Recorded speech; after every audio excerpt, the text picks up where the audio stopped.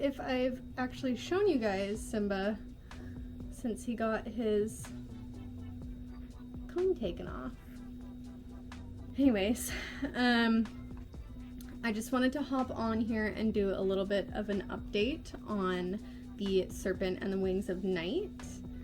I am currently 125 pages in, and I'm really liking it so far. It was really fast paced right from the beginning. It drew me in really fast, and it's so far very interesting. I'm liking the characters. If you don't know what the book is about, basically it is about this human girl whose family was killed when she was younger.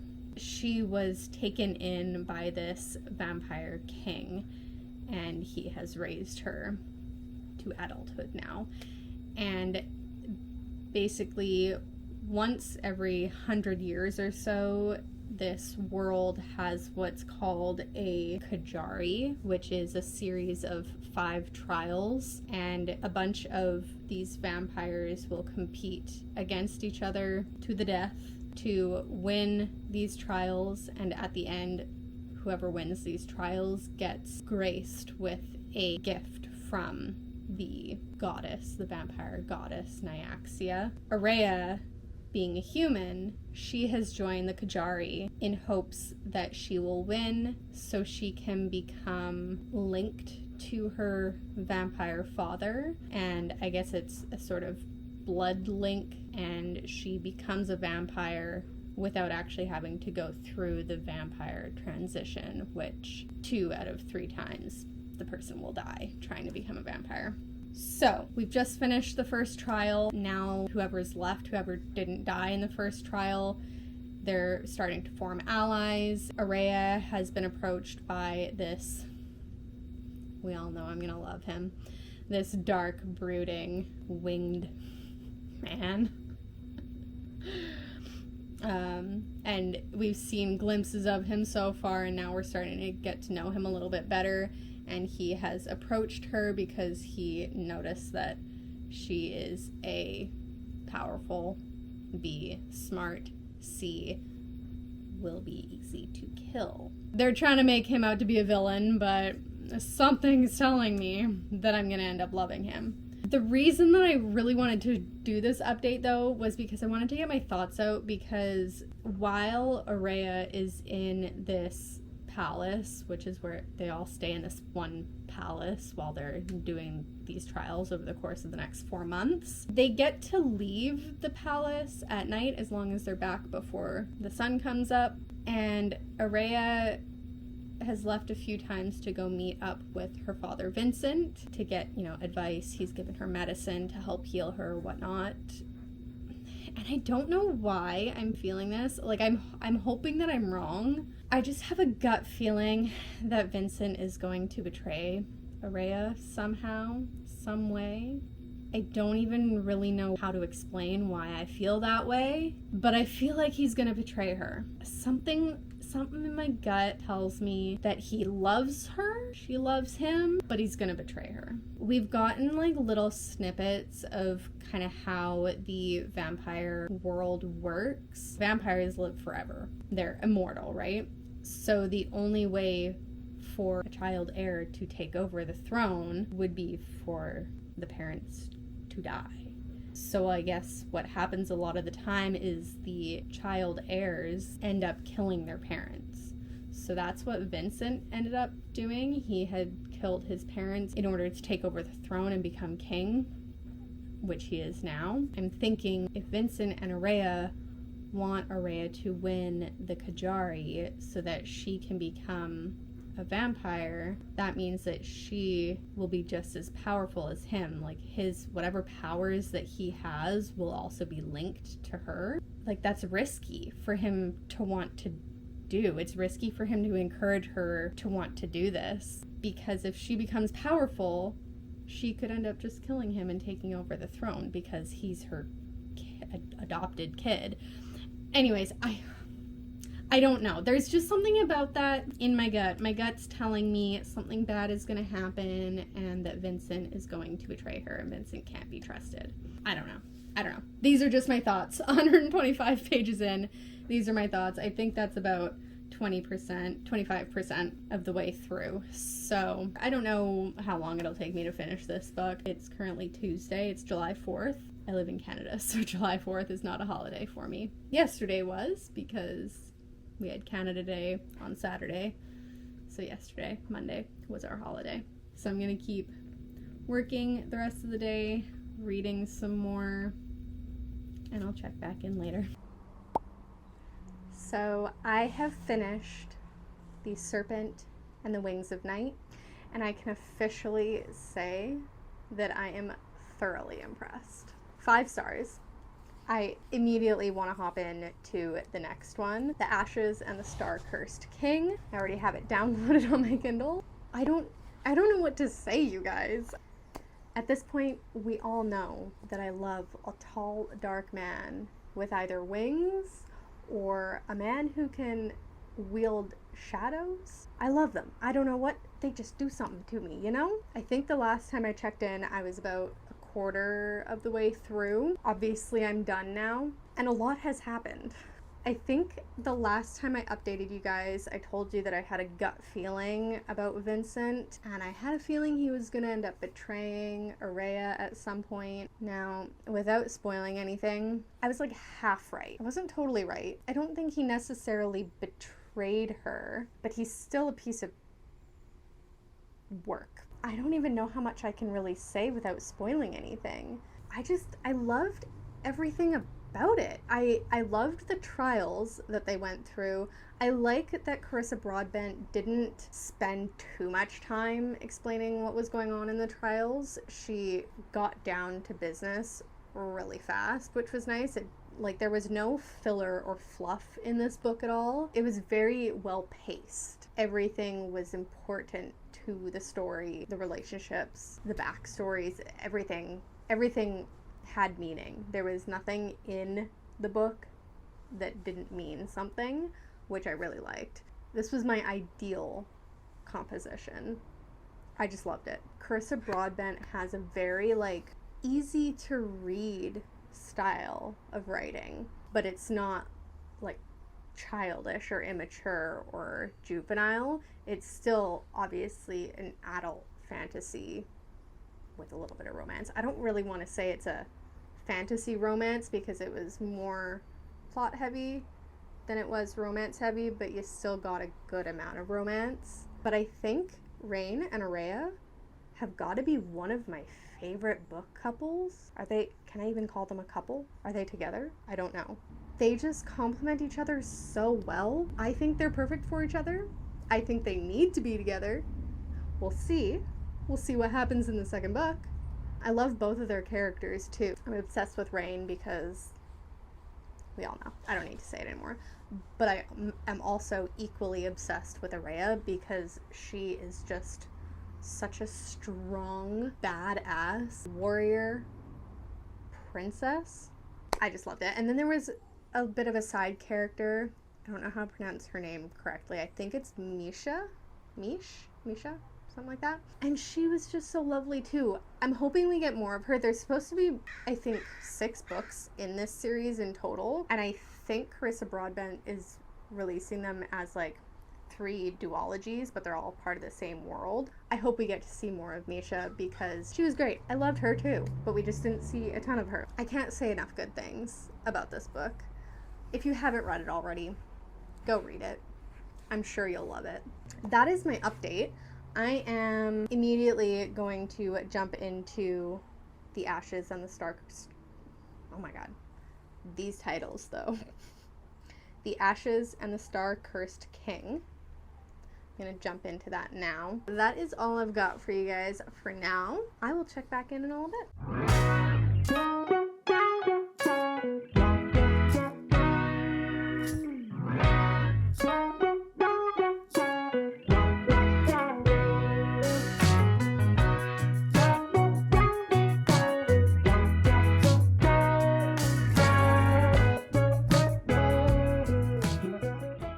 This is your reminder to go drink some water.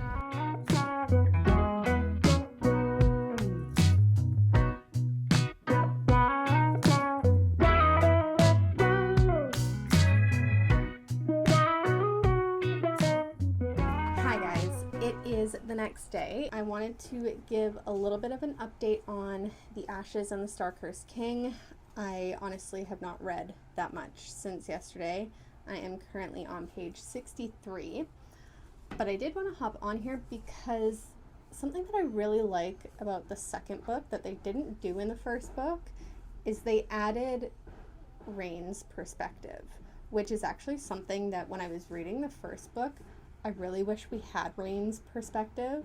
I understand why we didn't, but I wish there were times where we did, because I would have liked to see what he was thinking and his thought process behind his decisions and all that sort of stuff.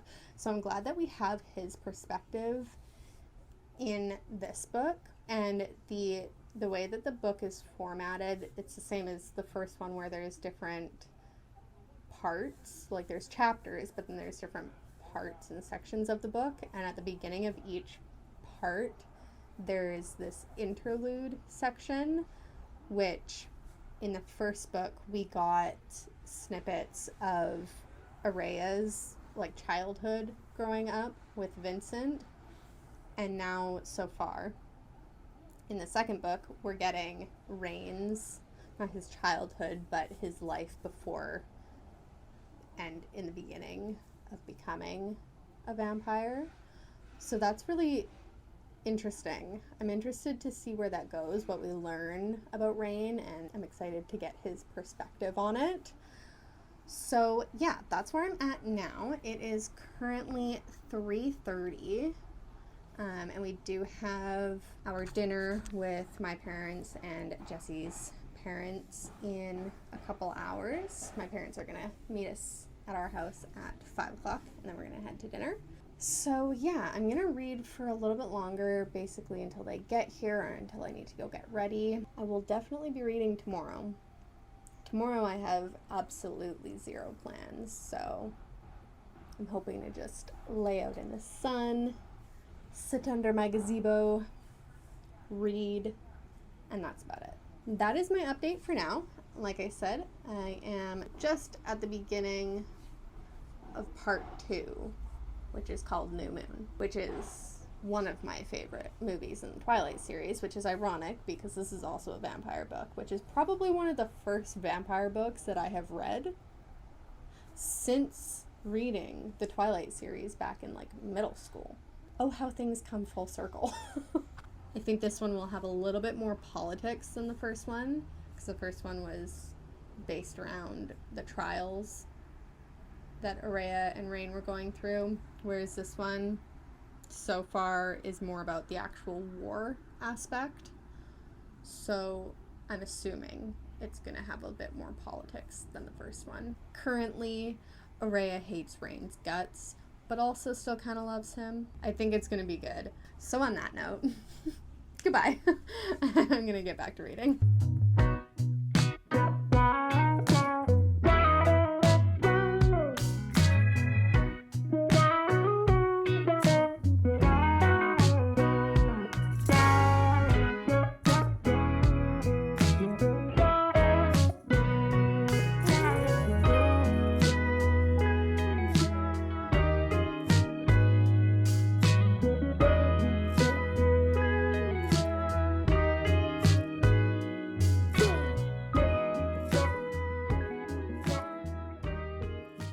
Good afternoon, friends. It is just about 2 o'clock here on Sunday. We went out for dinner last night with my parents and Jesse's parents and a few other family friends, and that was delightful. But now it's Sunday.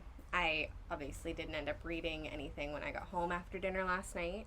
I woke up earlier today, sat outside for a little bit and read, and then I went out and laid in the sun for a little bit, and I actually listened to, I'm currently on the last book in the Harry Potter series, Harry Potter and the Deathly Hallows. So I literally have maybe an hour left of that audiobook before it's done. So I was listening to that while I was laying out in the sun. And now I'm sitting back in the shade, showered, just cut up some mango. I'm gonna eat this. I'm gonna keep reading The Ashes and the Star-Cursed King, but I am now on page 109. So I don't think there's really a whole lot to update about it as of right now. But that's where we're at. I'm going to eat my mango, read some more, and that's my plan for the day. That is my update for now. I'll check back in later.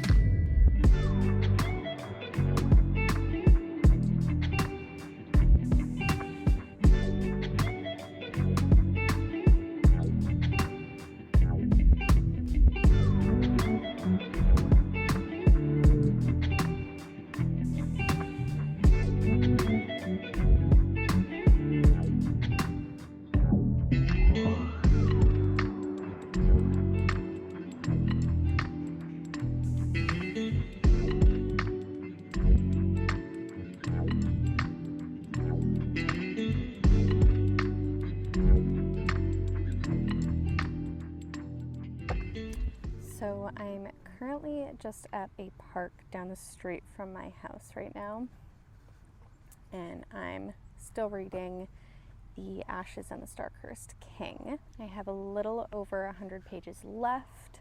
I'm gonna continue reading. I mean, at this point, basically up until maybe 100 pages or so ago, Rain and Araya hated each other. They could not stand each other.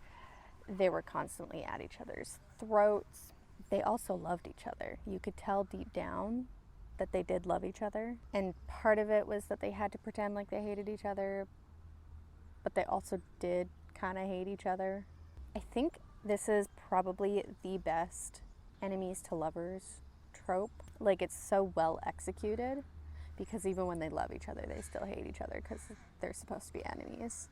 They were not getting along. They did not want to be around each other. Well, actually, Araya more than Rain. Rain did want to be around Araya, but Araya, for reasons that happened in the first book, wanted absolutely nothing to do with Rain. I will say, compared to the first book, I'm not a huge fan of the pacing of this book. It's a little bit slow at parts, and I'm finding myself like speed reading through it a little bit more. However, that being said, I do still like it. I like learning more about some of the other characters as well. I will say, I was a little bit disappointed that the first spicy scene that we got in this book was like halfway through, or maybe even over halfway through.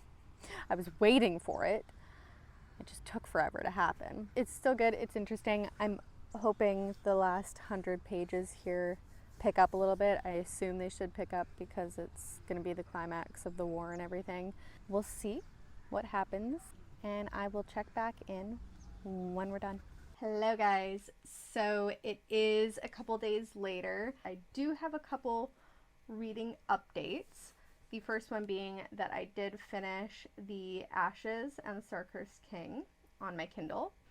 I ended up giving this one 4 stars. By the end of it, I really liked it.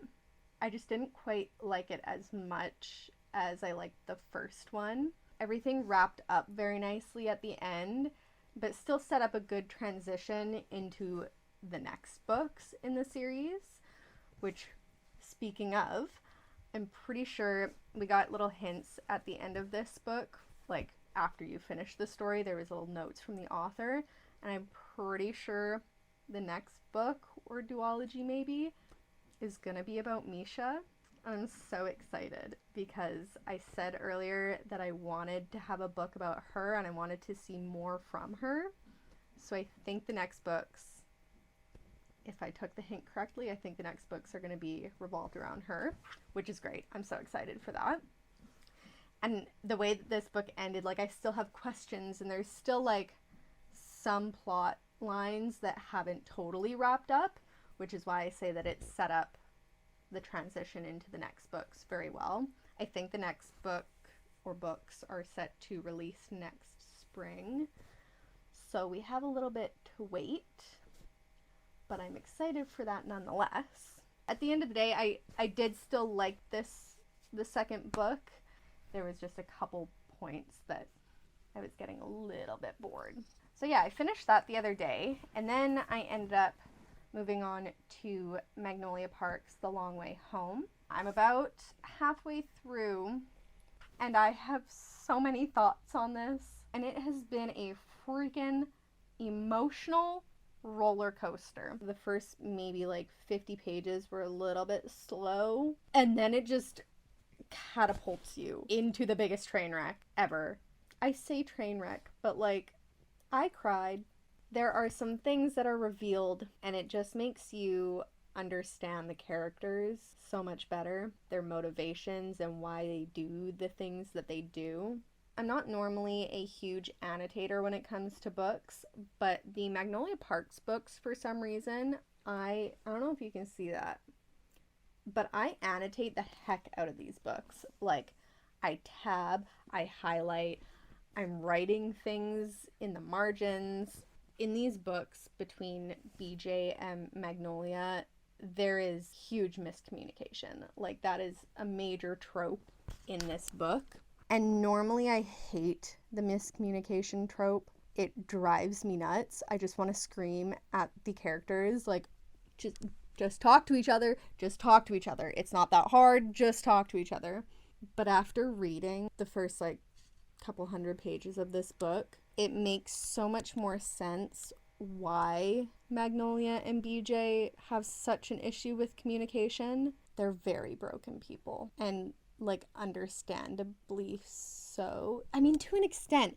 It's one of those things where I love it and I hate it. Like, I can understand it, but also they do make things harder than they need to be on themselves and on each other. I am on page 293. And at this point, the only characters that I think I actually love and respect, I mean, I have a new respect for BJ, but the only characters in these books that I have always respected and have always loved and have never understood why they are so looked over are Bridget. We love Bridget. Bridget's amazing. Tora, she's super cool. She's a great friend. Jonah, he's hilarious. He's also a great friend. And then we have Henry. There's a part in this book where we're in Magnolia's point of view, and she says, this is the point where I realized, like, I chose the wrong brother. Henry is the right brother. He's just not the right brother for me. I was like, yeah, girl, you chose the wrong brother for sure. Henry is top A tier material.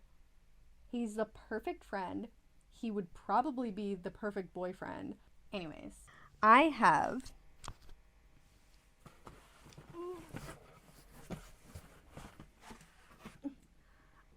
a big old box of books that I got from Amazon. The first book that I got is House of Beating Wings. I got this book because I think I was looking for books that were similar to The Serpent and the Wings of the Night and Ashes and the Star-Cursed King and ACOTAR and those sort of books. And this one popped up. Sounded interesting. I kind of just go into books like this a little bit blind. So that was the first book that I got. And then this one is a little bit more well-known. It is From Blood and Ash. I've heard really good things about it. Just never got around to it, so I picked that one up. The next book that I have here is also a very popular read. This wasn't even really on my radar to read anytime soon. However, I had a hold on the audiobook, and it just so happened to become available. And that is Daisy Jones and the Six. I have not watched the TV show yet because I have been wanting to read the book, and I want to read the book before I watch the TV show. The next book that I have is Riley Sager's new release, The Only One Left. I've read one of Riley Sager's other books, The House Across the Lake, so I'm interested to read this one as well. I might wait until the fall to read that one. We'll see. We'll see what kind of mood I'm in. And then the last book that I got was also a new addition to my TBR, but I've been really wanting to read a book about dragons ever since reading Fourth Wing. And I saw Katie is reading do a reading vlog recently where she read this book, and I decided to just pick it up anyways.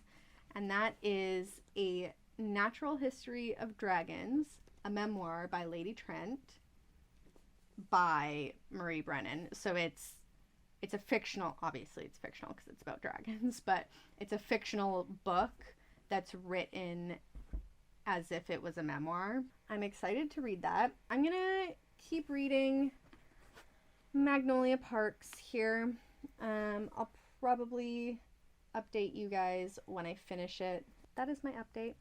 I will continue reading here and check in with you guys later.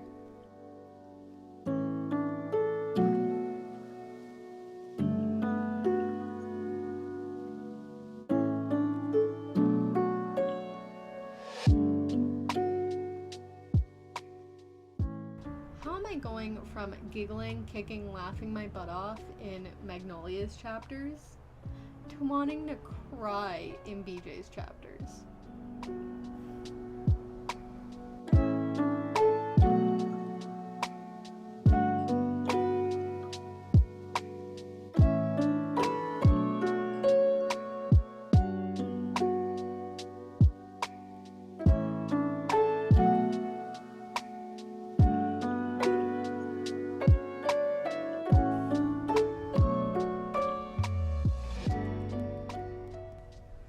Thing that I want to say here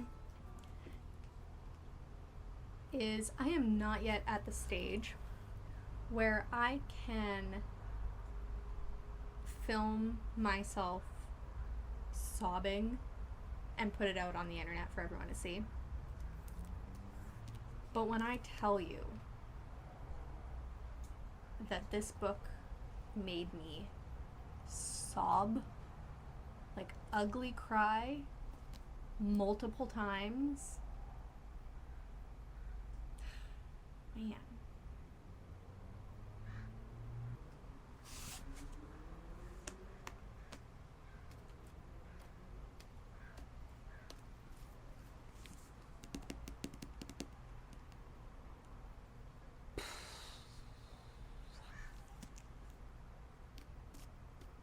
It made me feel things, okay?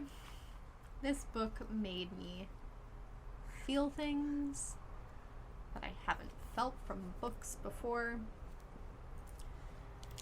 And to think, when I first started the Magnolia Parks series, I didn't think I was gonna like this series at all because I'm not into miscommunication. I'm not into toxic relationships. That's not what I like to read. But there's just something about the way that Jessa Hastings has written these characters and these stories. I don't know.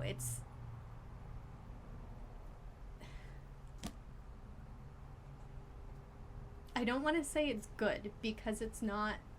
There's nothing about the relationships with the characters that is good.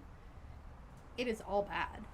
It is all toxic. I would not want to have a relationship like these characters do, but there's just something that hits you. I mean, if you're anything like me, I don't know. There's just something about them. These characters literally cannot catch a freaking break. As soon as you think, like, you get halfway through this book and you think that things are gonna turn around for BJ and Magnolia, things start looking up and you're like, oh my god, maybe they're gonna get together, and then everything crumbles again.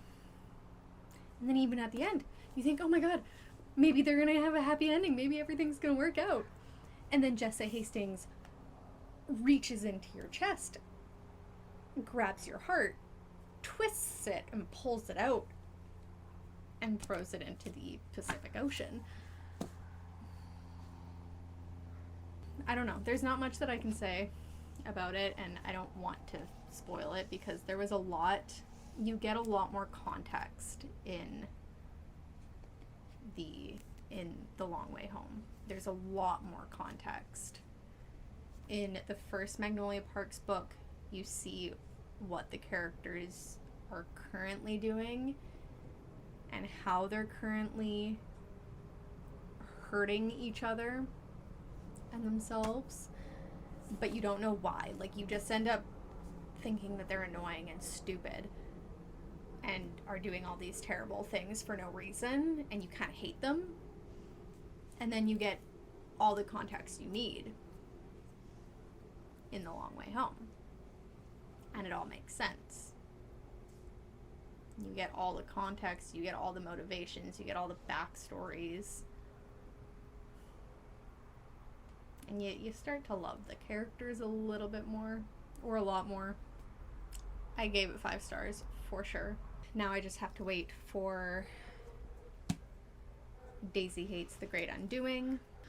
So hopefully I get that soon. I think in this video I ended up finishing an audiobook for Harry Potter and the Deathly Hallows. And then I read The Serpent and the Wings of Night. And then The Ashes and the Star-Cursed King. So that duology. And then Magnolia Park's A Long Way Home. So 4 books. I think I started this vlog maybe a week and a half ago or so. So 4 books in that time is not too bad. But I think I'm going to end this video here. Thank you guys for joining me once again, and I'll see you guys in my next video. Bye.